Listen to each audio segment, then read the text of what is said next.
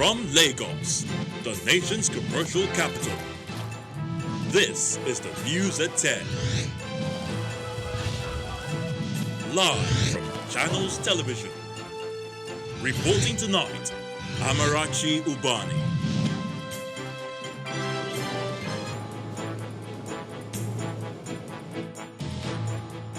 Good evening and welcome. Tonight, Kaduna State Governor Nasir El-Rufai threatens to arrest, jail any parent or Islamic cleric who enrolls children into Almajirai schools in the state. He also extends the lockdown by 2 weeks, and in Anambra State records the first COVID-19 death. Governor Obiano sets new guidelines to contain spread of the virus in the state. Days after Eid al-Fitr's celebration, Katsina State is set to resume COVID-19 lockdown and restriction of movement in 3 high-risk local government areas. And controversy over hydroxychloroquine continues as India says drug trial has been effective in COVID-19 treatment. Plus business, news from Abuja, the FCT, and later from our studios in London. On business news, Nigeria's crude export programs for July shows increase in output across major local grades amid recovering demand on the international oil market. On sports news tonight, Olympic Lyon set to take legal battle against League One cancellation to France's highest administrative court. And from Abuja, more questions and facts-finding begin as property and goods worth millions of naira are destroyed at the popular Ogbogonogo market in Asaba.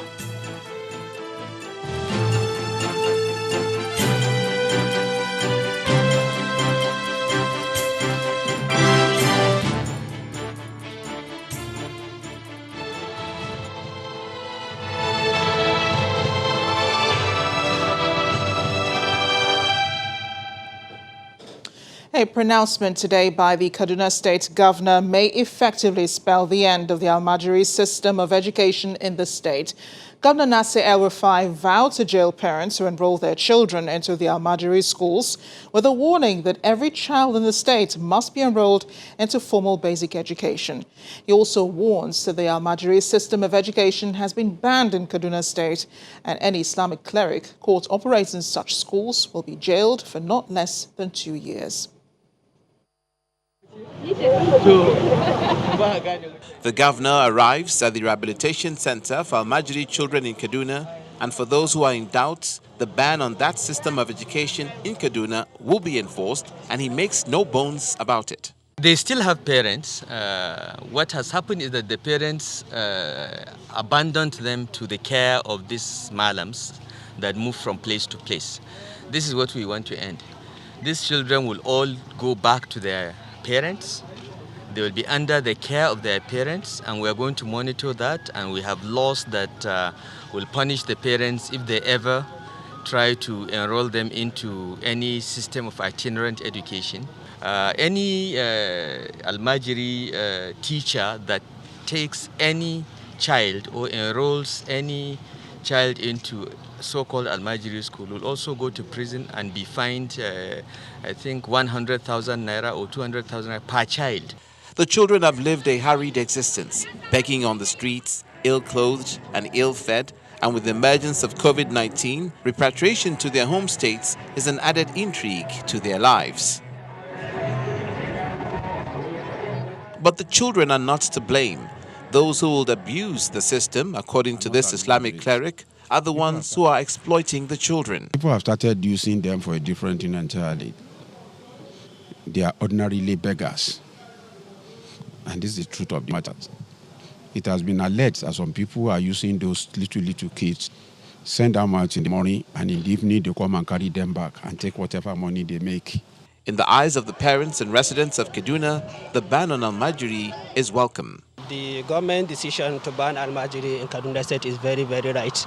And even not because of this pandemic at all, Kaduna Almajiri is not right. I think it's the right direction, because when you continue this Almajiri issue in this country, very soon it may turn to something that we may not likely going to accept.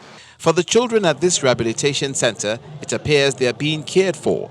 And with the future in view, post-COVID-19, their journey into formal education through the support of the Kaduna state government is certain, leaving the past behind. Meanwhile, the Kaduna state government has extended the lockdown for 2 weeks, effective from Monday, June 1st. On the issue of the repatriation of Almajirai, Governor Simon Lalong of Plateau State has been clarifying the position of the Northern Governors Forum. He says the governors agree that the manner in which they're being sent back to their home states should change to include testing and treatment for COVID-19. He explained this while receiving donations from members of the Plateau State National Assembly caucus as part of their contribution to stop spread of COVID-19.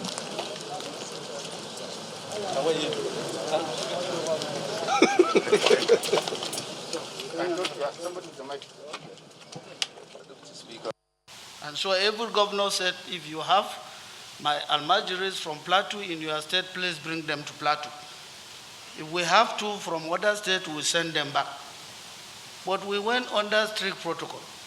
That protocol means that you must test them, you must treat them if they are confirmed, you must make sure they are healthy, and then find good means of transportation to their various states. And when they get to their various states, the states will also confirm them, and they confirm that they are clean. If they are still sick or affected, positive, they will treat them. After treatment, they will get their parents, send them back to their parents. In the southeast, Anambra State has recorded its first COVID-19 fatality, while 3 patients have been discharged from the state's isolation center, including the index case. Governor Willie Obiano announced this while giving an update on the fight against the pandemic in the state. The patient who died is said to have reported late to a private medical facility. 3 of the cases have been discharged. 3 of the cases. That means in this case and 2 more of the cases that we have, they have been discharged as we speak.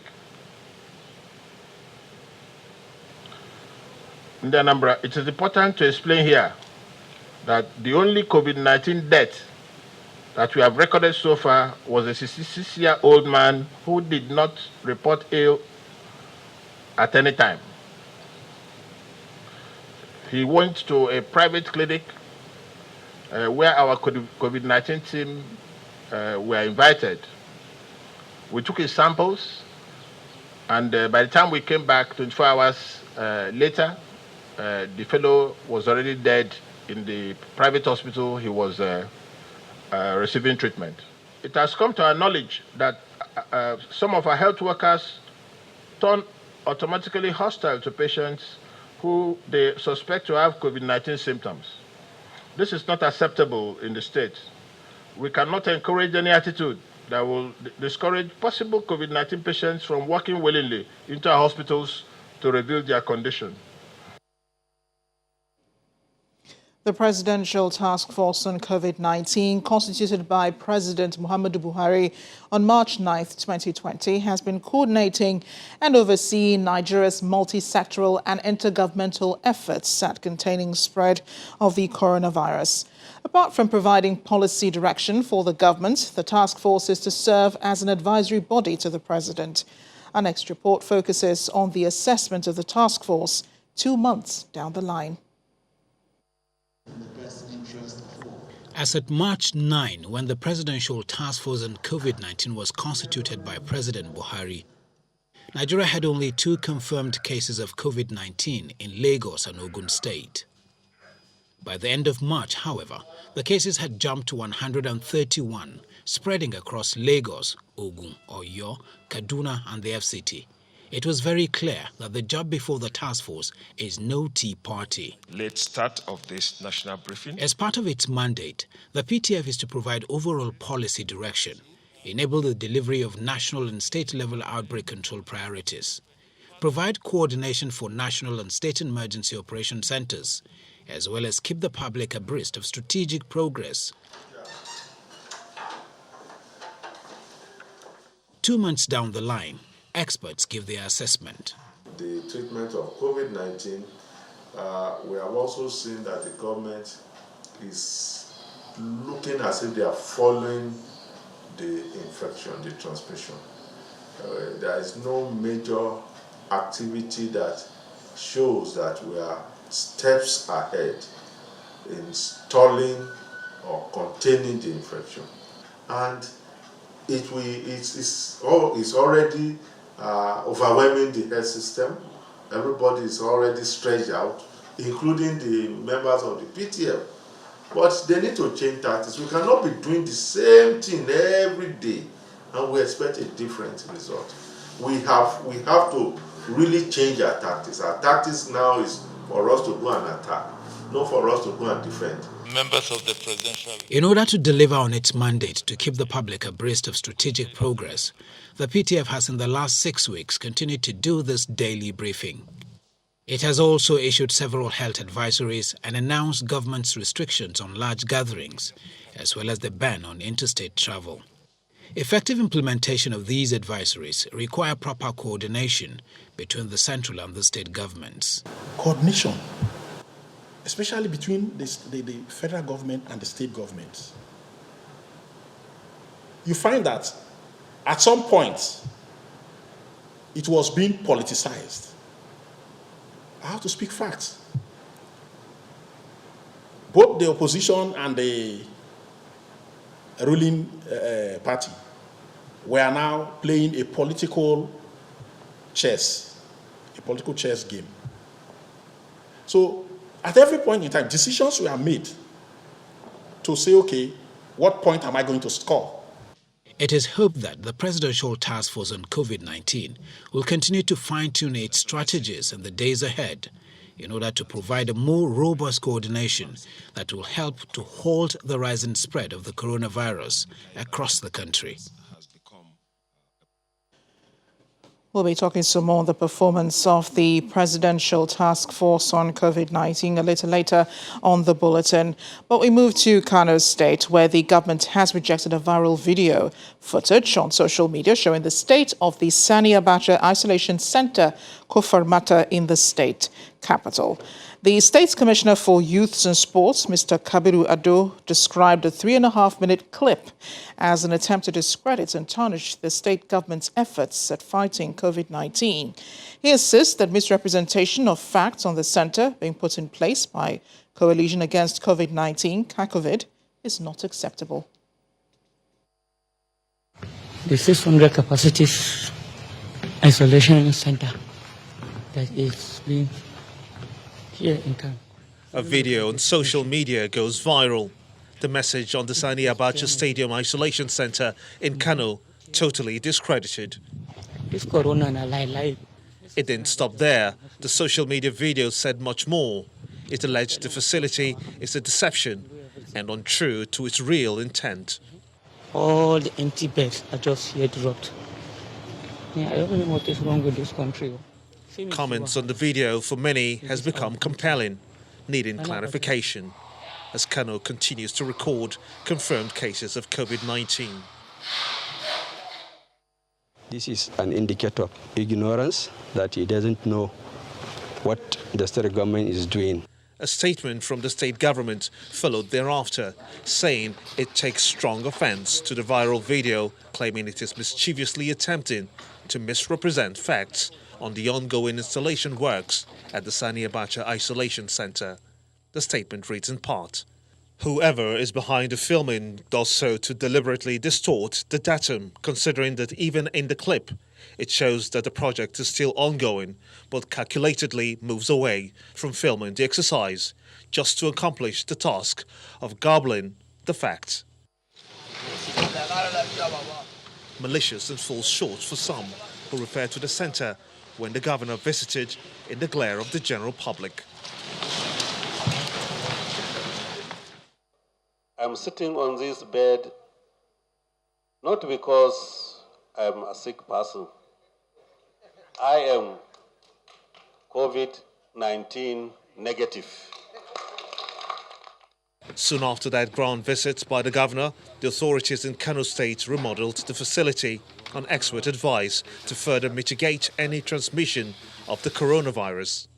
The earlier arrangement is to establish 500 beds, and because of certain established protocol, that 2-meter social distancing and other protocol, it was scaled down to 200 bed space, and the remaining 300 space was taken to Karipi Sport Institute because they have more structures in this place.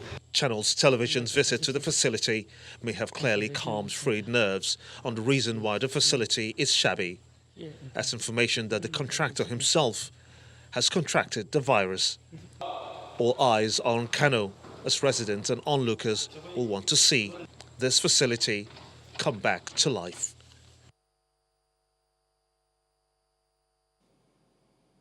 In part two, after the break, we have more on the assessment of the Presidential Task Force on COVID-19.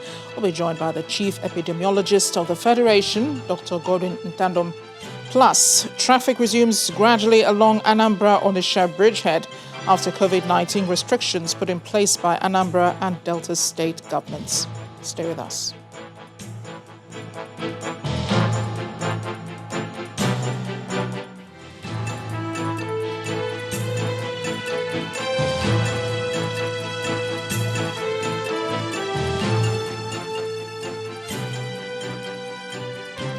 Welcome back. If it has joined us, you're watching the news at 10 live on Channels Television Lagos. A reminder of our top stories. Kaduna State Governor Nasir El-Rufai threatens to arrest, jail any parent or Islamic cleric who enrolls children into Almajirai schools, saying the state extends lockdown by 2 weeks. Anambra State records first COVID-19 death. Governor Obiano sets new guidelines to contain spread of the virus in the state. Days after Eid al-Fitr celebration, Katsina State is set to resume COVID-19 lockdown and restriction of movement in 3 high-risk local government areas. And controversy over hydroxychloroquine continues as India says drug trial has been effective in COVID-19 treatment. Plus business, news from Abuja, the FCT, and later from our studios in London. Our website, channelstv.com, has more information on our top stories and others. Subscribe and watch Channels Television's live stream on YouTube and other social media platforms using your mobile device browser, or download the Channels TV app for Android and iOS devices from their respective stores. You can also watch us via your smart TV platforms on Apple TV, Android TV, Fire TV, and Roku. We continue with our assessment of the activities of the Presidential Task Force on COVID-19 and their efforts at containing spread of the coronavirus in the country. We're joined on the news at 10 now by the Chief Epidemiologist of the Federation, Dr. Gordon Ntandom. He joins us from our studio in Abuja. Dr. Ntandom, thank you for joining us on the news at 10. Thank you. It's my pleasure to be here again. We've seen 2 months of really serious efforts at containing the spread of the coronavirus in the country, and yet we're yet to see a drop in the number of new cases of coronavirus. It almost seems futile at this point. Do you think this will ever go away? Yeah, definitely. Like many other pandemic that occurred in the past, viral infection, they come and over time they go, they disappear. And what I want us to understand is that initially we started with about 4 testing sites. Now we have increased the number of testing sites. That has equally given opportunity for more people to be tested. More people are being tested, and out of this we are having more cases. But if you look at it relatively, globally, you compare what Nigeria is doing with other countries, you see that we are really doing well. Is COVID-19 truly ahead of the kind of national response it is getting, as was said at the Presidential Task Force briefing today? Again? Is COVID-19 truly ahead of the kind of national response it is getting, as indicated by the Presidential Task Force? Yeah, we have to look at it from a different perspective. COVID-19 is a new disease. Everybody is trying to understand how it is. A lot of studies are ongoing. And what you can only do is to look at it. Whichever way it comes, you have to attack it. And I must tell you, there's no other way to do it other than the measures that have been put on ground. That is the viral infections, which is highly infectious. And we have to look at it from that angle. So many conditions, so many guidelines have been given on how to stay away from it. Yes, they are doing their best, but we individuals also, we have a lot to do to help to contain the infection. And Nigeria plans to enter a new phase at the end of this second round of the lockdown and the restrictions. There are indications emerging that reopening the economy might be a necessary decision to slow the impending recession. But with the increasing number of cases, Dr. Ntandon, would you advise we go ahead into the next phase of reopening the economy? Yes, eventually, between 75% and 80% of the population may be infected. Let's look at it from this way. We have about 5 classifications of this infection. Several will come out asymptomatic. Some will have the mild infection. Some will have the moderate. Some will have the severe. And another classification of those people that will come with critical infection. A virus like this, when it comes, people tend to begin to develop some immunity. And this is protective, especially when we are dealing with one strain. And when the people with mild infection or people who are completely asymptomatic are infected, the likelihood of getting infected again is very rare in a viral infection. So when you have what to describe as herd immunity, a situation where a very large percentage of the population are transiently infected without developing the disease, it has a protective way in that people can now come out, because in the past, so many pandemics occurred in the past. Those diseases are still on, but they are no longer killing as they killed during the time they came. So over time, COVID-19 is no longer to be a new infection any longer, because so many people, we have some level of immunity, which we really protect them from developing the infection. So we have to balance it. People, we have to continue with measures that have been provided by the government, self-isolation, using face masks, social distancing, and all these measures, when put together, we have a very fantastic way of protecting the population. Dr. Godwin Ntandon, Chief Epidemiologist of the Federation, thank you again for joining us on the News at 10. Always my pleasure. Thank you.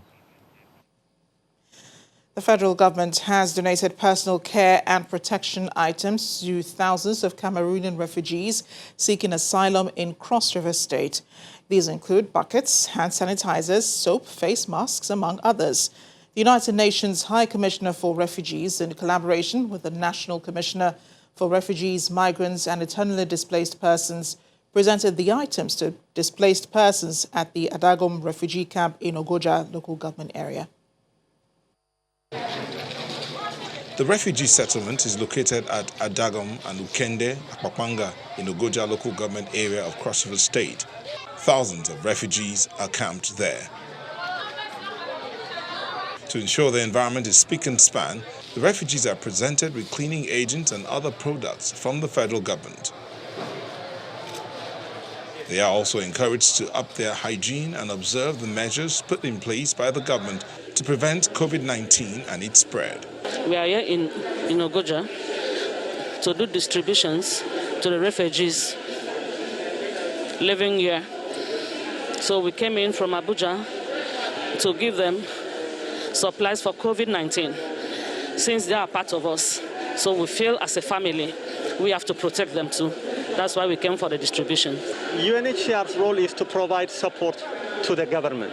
As you can see, the government has given land, and refugees are having now shelter, settlement in the settlement, and UNHCR provides support, assistance to the refugees. The grateful refugees still appealed for more welfare packages to help reduce the effects of the pandemic. I thank God for the one way it come out, and I still pray, make things they begin come, many make it help we small. I received my articles so and I did not really check them. I don't know their names. They are here in my box. According to the UNHCR, Cross River State plays host to over 70,000 refugees, and the agency intends to strengthen the COVID-19 awareness within the camp. The high point of the event was a visit by the team to the water project at some settlement and the quarantine center.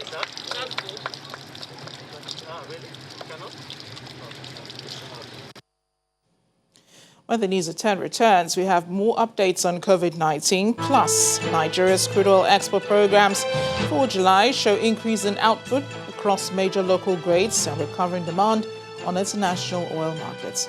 That's all business news. Join us again.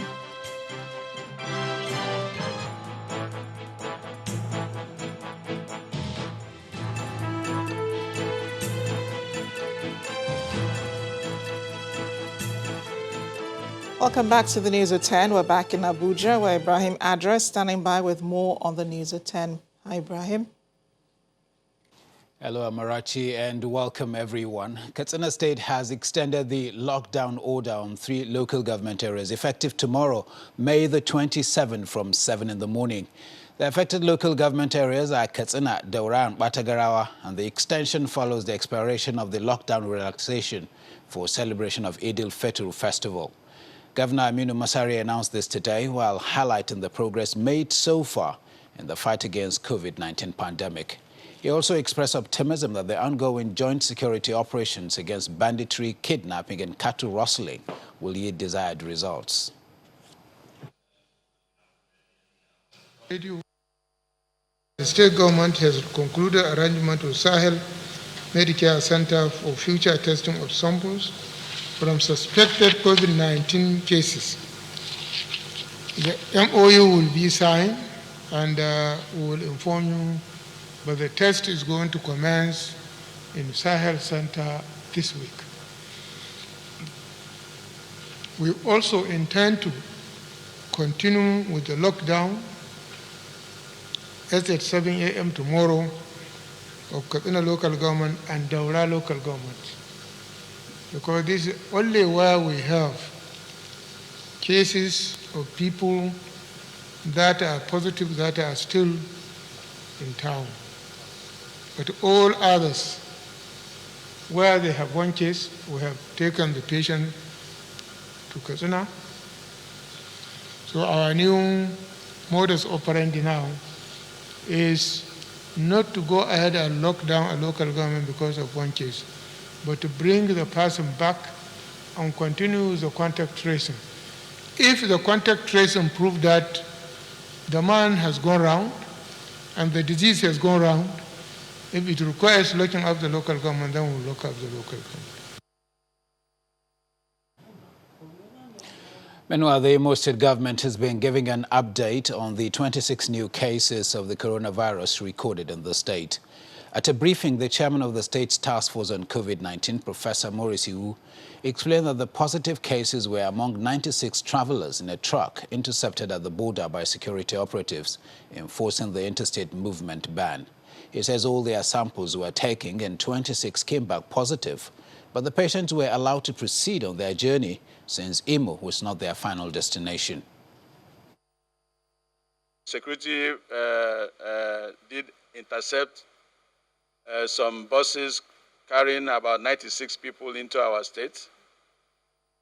And as routinely as we do, they took samples from them.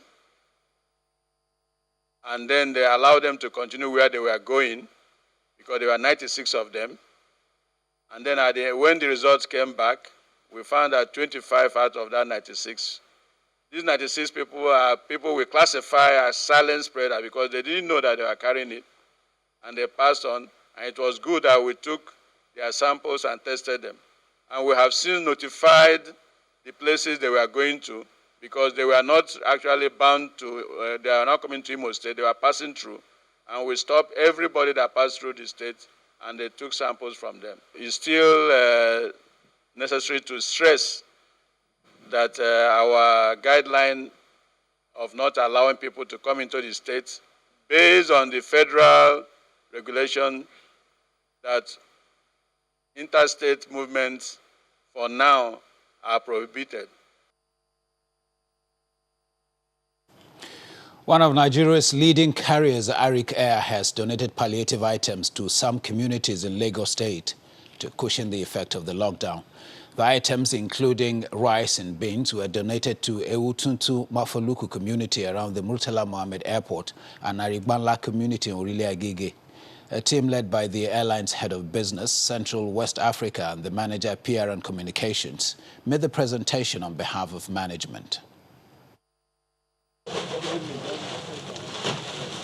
Seeing people offloading food items in communities has become common sight during this COVID-19 pandemic.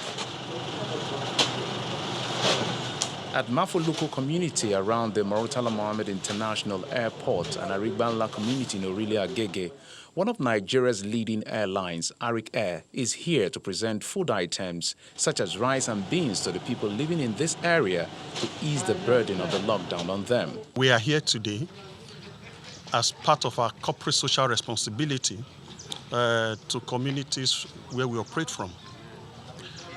The situation in the country calls for concern, and we are very much aware that government can't do everything. Arik is not trying to do everything as well, and so this is just a token to the community from where we operate to cushion the effects of the COVID-19 pandemic. Although Arik Air is one of the airlines affected by the pandemic due to the suspension of commercial flights across the country, resulting in massive loss of revenue, the airline still braces for its corporate social responsibility, a gesture greatly appreciated by the leaders of Mafoluku and Arigbanla communities in Lagos. We are happy receiving this gesture from Arik. We appreciate you people. We are very thankful, we are grateful, because it has never happened before in the history of this community that an organization will be coming to visit us, not only visiting us, also bringing something wonderful to our community. What I saw today is still make me more courage and more happy again with Arik, because I don't see any aircraft that even encourage us the way Arik encourages us. We are very, very happy and appreciate what Arik Air did to us. The management of Arik Air recognizes the enormous burden on the government to provide palliatives to the people due to the restriction of movement. So as a corporate organization, the company says the provision of food items is its contribution to both the people and the government. And traffic is gradually flowing at the Asaba end of the River Niger Bridge after the Anambra State government removed the gates it erected at the Onitsha Bridge head.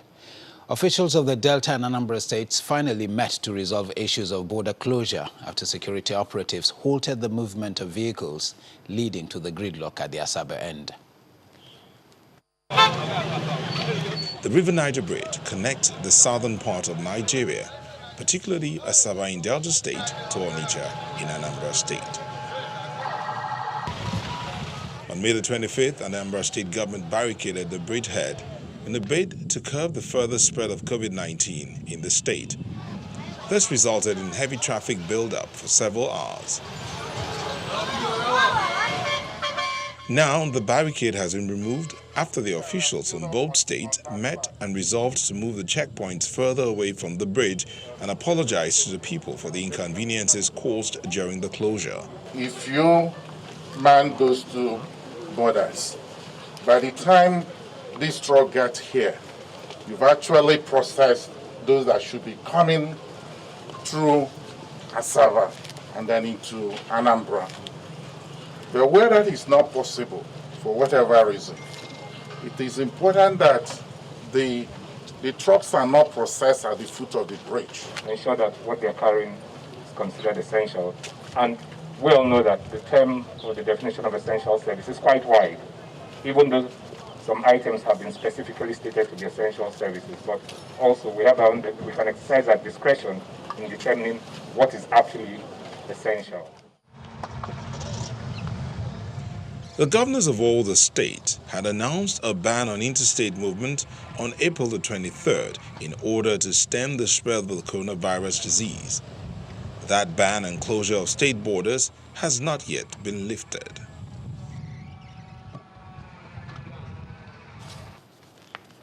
And that's all from Abuja. It's back to Amarachi in our Lagos studios.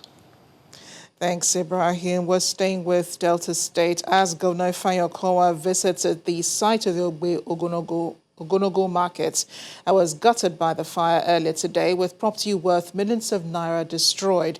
After an on-the-spot assessment, he confirmed that the cause of the fire is still unknown, while commending efforts of the State Fire Service in putting out the fire. The governor asked traders to organize themselves and come up with statistics that will enable the state government identify those who may need assistance. The fire rages, razing shops at a section of the Ogonogo market in Asaba, Delta State, destroying goods estimated to be worth millions of naira.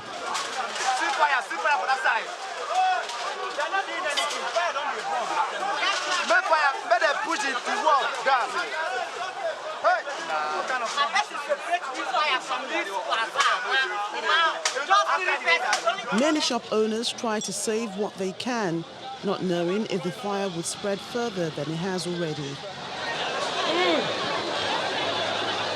The State Fire Service wants to prevent that from happening as it tries to put out the fire. Some of the affected traders help where they can.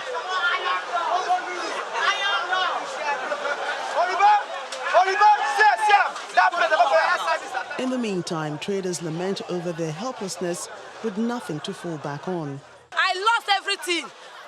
All my market don't lost. Now, even to feed my children, I no way to feed my children. We don't know the source. Everybody's in a panic. So we just want to settle down and then go into the place and know what is happening. The fire has already been put out, but the state governor, Ifeanyi Okowa, says the cause will still be investigated as soon as it's safe to do so, and asks the traders to create a list of all those who will need immediate support. The cost of the market is not yet known because I did ask questions. But however, it has happened is for us to be able to find a way to provide some level of assistance to those who have been impacted very badly by the reason of the market, the fire this morning. Those who lost their means of livelihood are hoping that the intervention promised by Governor Okowa will come quickly to help them start their businesses afresh.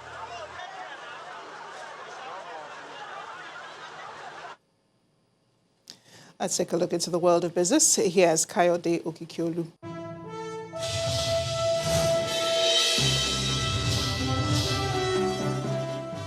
Thank you, Amarachi, and you're welcome to Business News. Export of Nigeria's major crude oil grades are expected to rise in July following a recovery in demand, and that's due to the easing of COVID-19 lockdowns globally. According to the loading program, Forcados and Kwa Ibo crude streams are expected to rise with higher output. Meanwhile, the country's topmost grade, that's Bonny Light, will edge slightly lower after the May differential was dated Brent minus $3.95 a barrel, and for Kwa Ibo minus $3.92. Forcados crude oil exports are set to jump to 272,000 barrels a day in July, and that's from 190,000 in June, while Kwa Ibo will load at a rate of 215,000 barrels a day in July, up from only 95,000 in June. The Agbami and Escravos programs will have 5 cargoes each in July.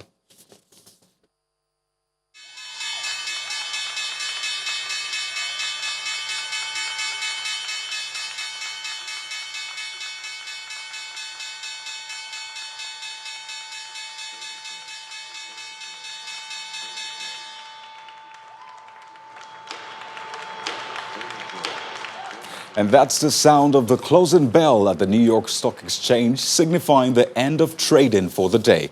Earlier today, the New York Governor Andrew Cuomo rang the opening bell as the world's biggest economy partially reopened its famous Wall Street trading floor, with around a quarter of brokers returning to trade after a 2-month shutdown due to COVID-19 pandemic.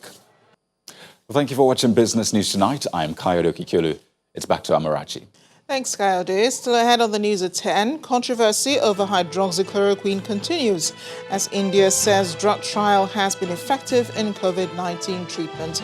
We have this and more from our London studio in Around the World in 5. Stay with us.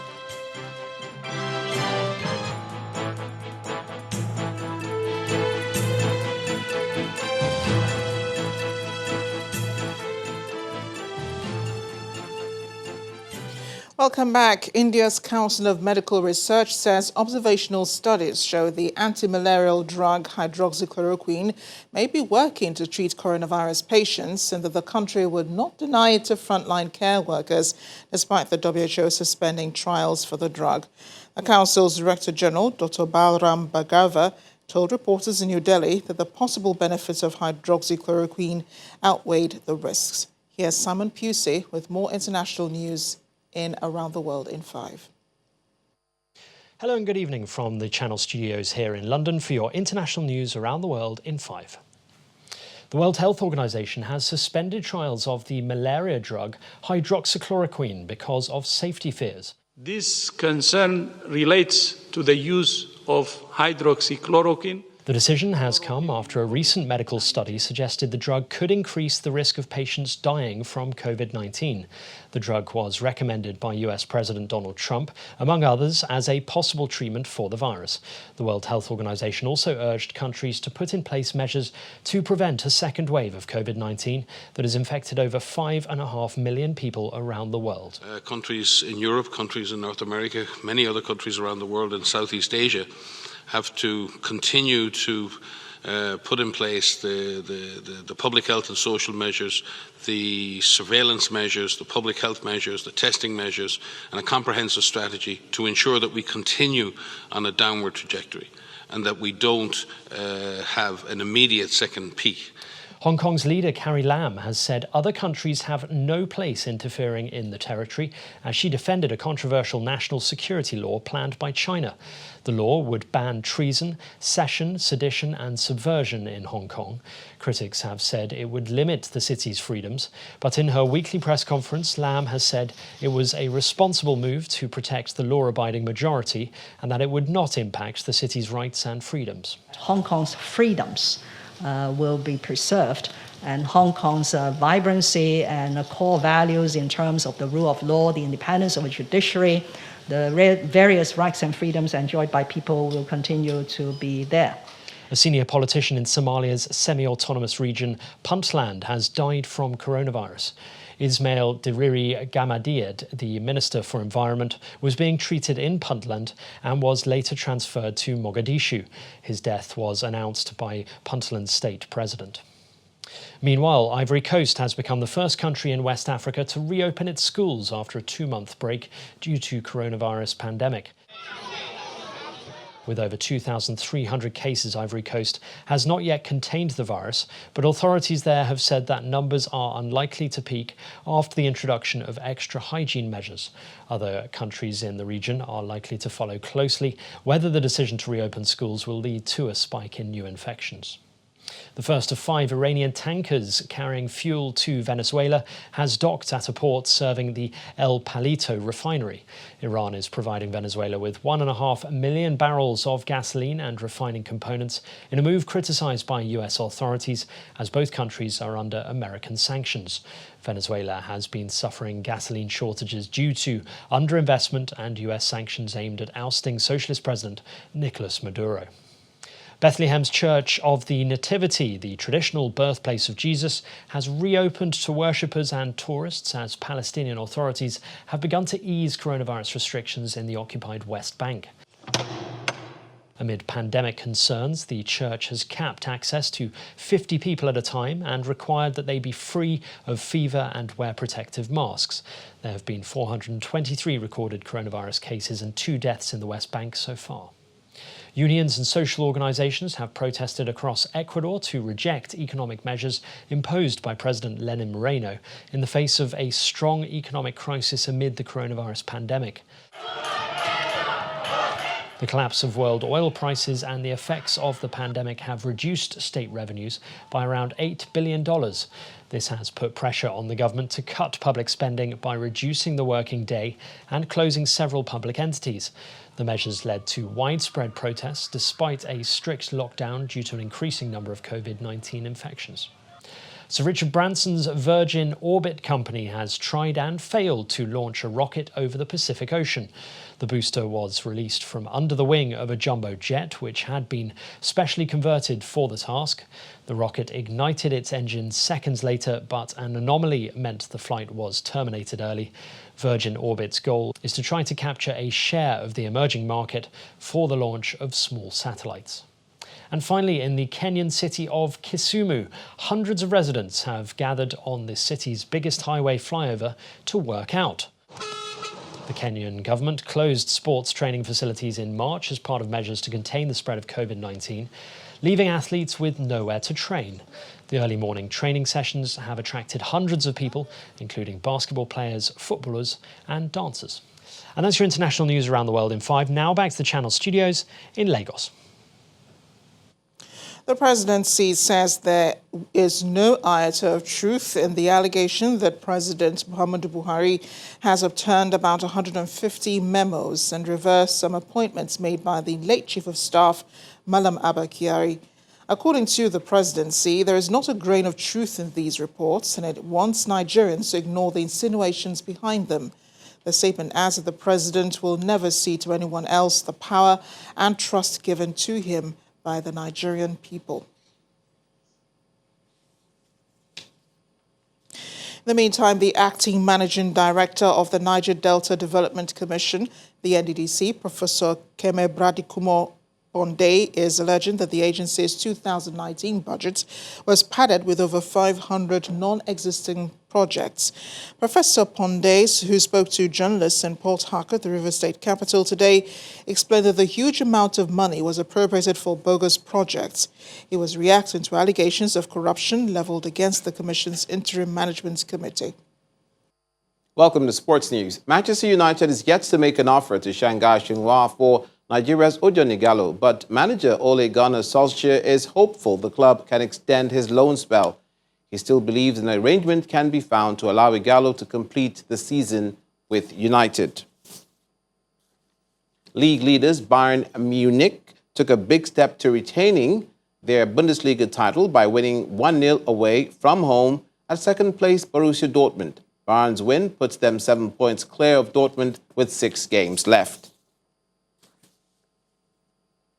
And Olympique Lyon have confirmed that the legal battle to overturn the decision to end the league season will go to France's highest administrative court. The Ligue 1 and Ligue 2, the two highest football leagues in France, were cancelled at the end of April, and the COVID-19 crisis with 10 rounds of fixtures remaining. That's Sports News. Amarachi, back to you. Thanks, Olumide. And the main news again. Kaduna State Governor Nasir El-Rufai today threatened to arrest and jail any parent or Islamic cleric who enrolls children into Almajirai schools in the state and extended the lockdown in the state by 2 weeks. That's News at 10 tonight. Thanks for watching. I'm Amarachi Ubani. Good night.